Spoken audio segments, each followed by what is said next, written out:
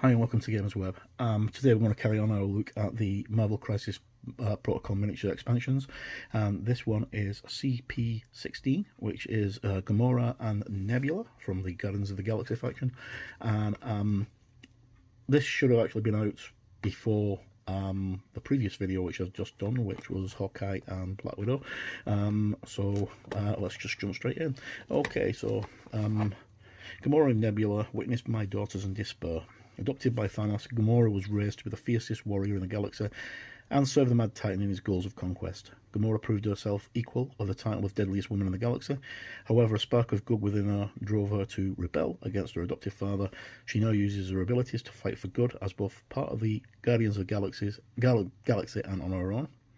A private mercenary, Nebula was raised alongside Gamora as Thanos' adopted daughter.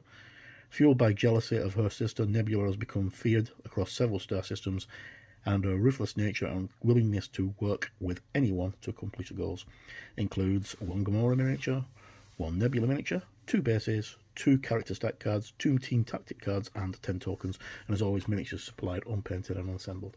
Okay, so let's just jump straight in. Right, so Gamora and Nebula are the characters that have been made quite popular because of the Guardians of the Galaxy's movies and Infinity War and Endgame, especially with Nebula getting very, very popular in Endgame because she's got a lot of screen time in that. She's got more screen time in that film than she's got in either of the 2 Guardians movies. The characters obviously from Marvel Crisis Protocol are based on the comic books rather than the MCU movies. So Nebula's background is slightly different, so is Gamora's, and Nebula is she's pretty nasty in the comic books. Okay, so let's jump straight in and see what we get. Okay, so we get our card and our instructions, our ubiquitous piece of cardboard, which they make great paint palettes, and then our plastic miniatures and empty box. Okay, so let's start with the miniatures and I'll go into the card, but first we'll look at the read me first assembly guides. Okay, so as usual we've just got the assembly guide for CP16. Gamora is again, the head is in 3 pieces. I think that Nebula's head's in 3 pieces as well. No, Nebula's head's in 2 pieces. You know, they all look relatively easy to assemble. Not much going on there that no little tiny fiddly hands to put on, which is good news. And they both come with scenic bases as well, with Gamora leaping off a stone type thing and Nebula on some kind of cylinder that you just pop onto your MCP bases. Okay, so there is a first look at Nebula.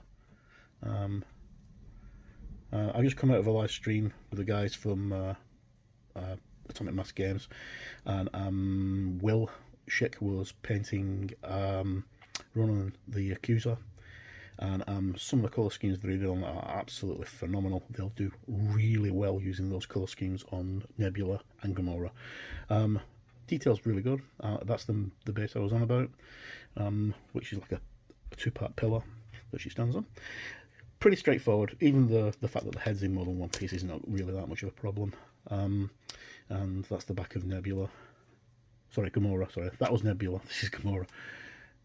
You have to forgive me, it's quite late, and I've had a stressful day because my little boy has decided that he wants to, be a 40-year-old in a 4-year-old body. Okay, so, and as usual, there's our 4 bases. When I quizzed the guys last week in the live stream about doing cosmic bases, I never got a straight answer. Now, there are a few companies out there that do some really cool 3D printed bases that you can get if you've got access to a 3D printer. I'll try and find some I'll leave them in the links in the description below. In the meantime, let's just bring the camera up slightly. Okay, right. And again, as I said in the last video, you have to forgive the fact that I'm not got my usual setup. I've got my boom arm here for my camera, and I've got a light, but I don't have the same light that I normally do at work, because I do my videos at work normally, because I've got loads of room and loads of light. Okay, so we get our Guardians of the Galaxy affiliation tokens, shock tokens, and a bleed token, and another token which I can never remember what it is. If you know that, comment down below, because I can't remember what the tokens are. I just know what the statuses are. Okay, and then our two ticket cards, we get Medipack, we get Daughters of Thanos. So Medipack is by Marc, unaffiliated. It's an active card. Played during a character's activation, it may spend 2 power to play this card, remove up to 3 damage from this character or an allied character without a daze token within range 3 of this character. Which, when you add that to the rest of the Guardians cards and their ability to use Star-Lord's card, that makes it quite difficult to take them out. Okay, and the next one, the Daughters of Thanos. Amazing artwork. And this is by Belen Fernandez and Brittany Pezzello. It's unaffiliated, reactive. When either an allied Gamora or an allied Nebula makes an attack action after this attack is resolved, both characters may spend 2 power and play this card.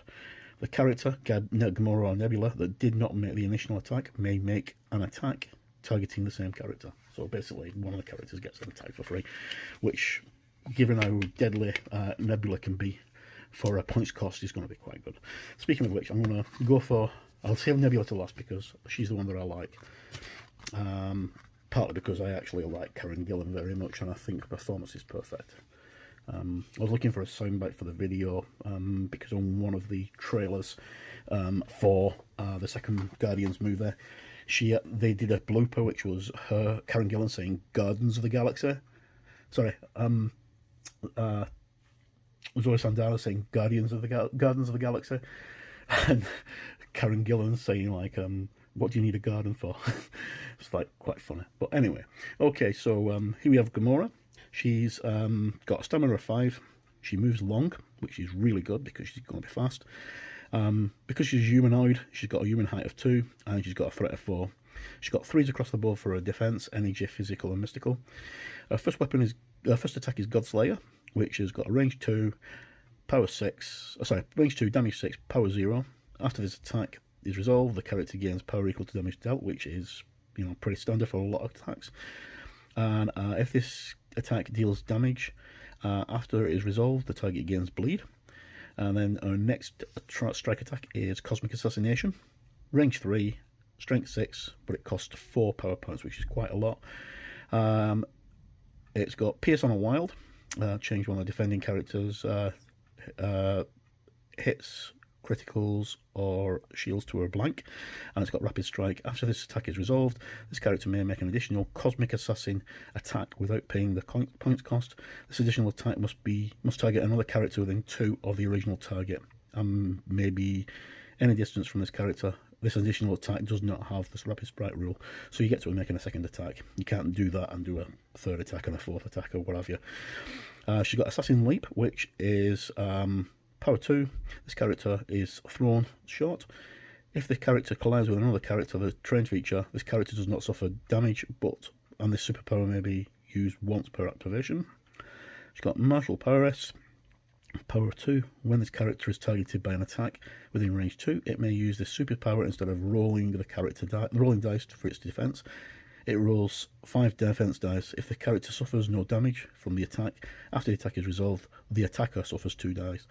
So that's, you know, whether you want to do that or not, spend the 2 power and roll your dice and hopefully not take any damage to actually damage the attacker. Bit of swings and roundabouts really, and for 2 power I don't know if I'd use that or not. And then always on is Deadliest Woman in the Galaxy. When this character makes an attack, it may change 1 die result to a hit for each wild in the attack roll, which, you know, given the fact that you've got, you're rolling the dice with the wild on them every turn, you've got a good chance of being able to use that at some point. Okay, so that's on Nebula's good side, Gamora's good side. 5 stamina, then we flip over and she's exactly the same. 5, 2, 4, 3, 3, 3. Everything's the same, nothing changes. Okay, then we'll come to Nebula, and get to Nebula's good side. Okay, now Nebula is only 2 points, which is pretty low. It puts her on level with Black Widow. Really, really good points cost, especially for some of her stats. She's got a stamina of 4. She's got a movement of long, which is really good because it makes her very fast. She's got a human height of 2, and she's just 2 threat. And she's got 3, 3, and 2 for physical, energy, and mystical defense. She starts coming into her own when we get into her powers and stuff. So she got strike, which is range 2 attack with 4 damage, costs no power. Again, if she causes damage, she gets power equal to the damage she scores. And also, after the attack is resolved, the target is shocked. She has a blaster pistol, which is an energy attack. It's got a range of 3, and it's got a strength of 4, cost nothing to use, no power. After the attack is resolved, the character gains 1 power. So basically, you can use that and gain a power because you get it for free. You know, it gives you a power for free. And then Sword Assault. After the attack is resolved, place this character within range 1 of the target. On a wild, it causes stun. And Shock Sword Assault has a range of 3, damage of 6, and costs 3 power.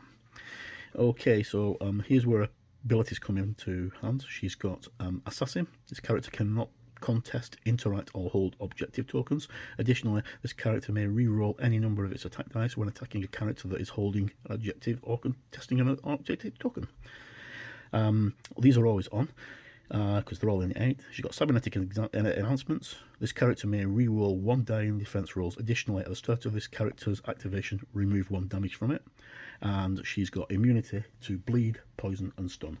Then we flip her over, and she's exactly the same on the other side. 5L 2-2. Oh, actually, she's gone up by 1. Yeah, so stamina goes up by 1. So the only real change on Nebula is stamina goes up by 1. I keep on saying Gamora, I don't know why. Okay, right, so that's a quick look at Gamora and Nebula for Marvel Crisis Protocol. Miniatures are pretty nice. Looking forward to actually getting them assembled and painted up and ready to play.